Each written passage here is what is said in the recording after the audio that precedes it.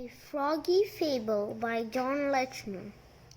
Genre: a fable is a story that teaches a lesson. Now read to find out what lesson the frog learns. Question of the week: how can familiar things help us with the changes? Once there was a frog who lived under a rock by himself. Every day he did the same thing. He swam into the pond to eat breakfast. He jumped onto a log to enjoy the sun. Then he swam back to his hole under the big rock. It was a simple life, but he liked it because it was always the same. Then one day things started to change. From a family of otters moved into the pond and started splashing around. "Hey," said the frog, "I don't like those otters splashing in my pond." A flock of blue jays moved into the trees overhead, and they squawked all the time. "Hey, I don't like those birds making noise," the frog said.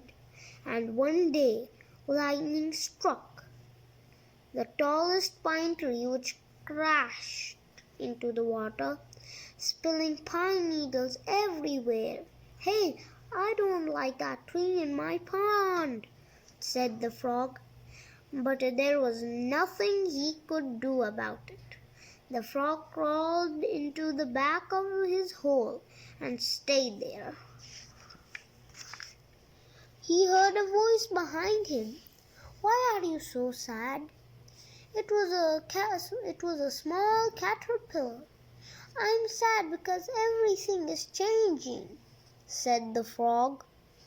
"I'm glad things change," the caterpillar replied. "Someday I hope to change into a butterfly.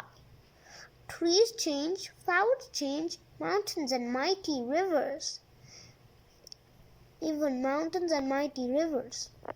The frog just turned back toward the wall. He wanted to cry.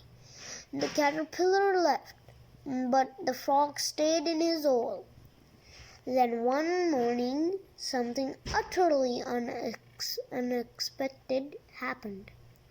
The rock over the frog's hole was lifted into the air. To the poor frog's bewilderment,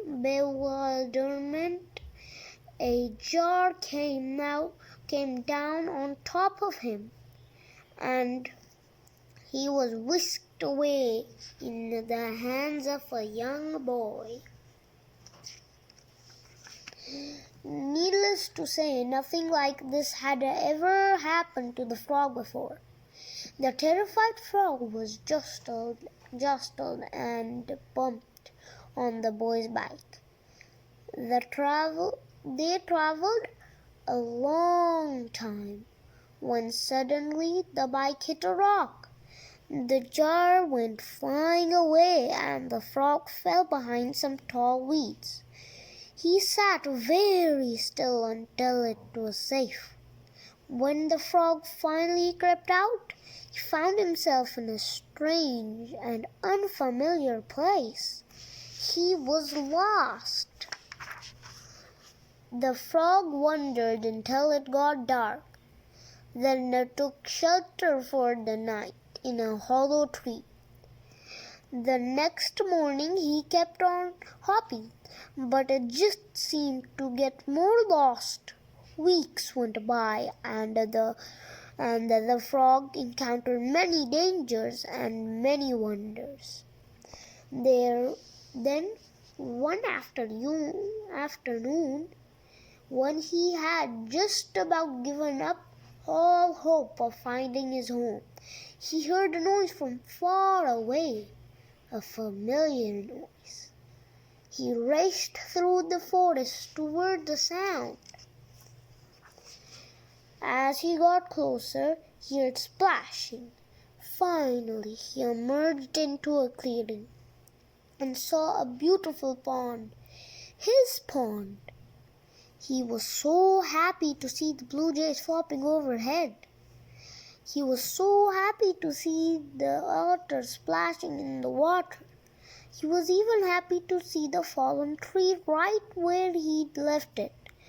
He knew he was home.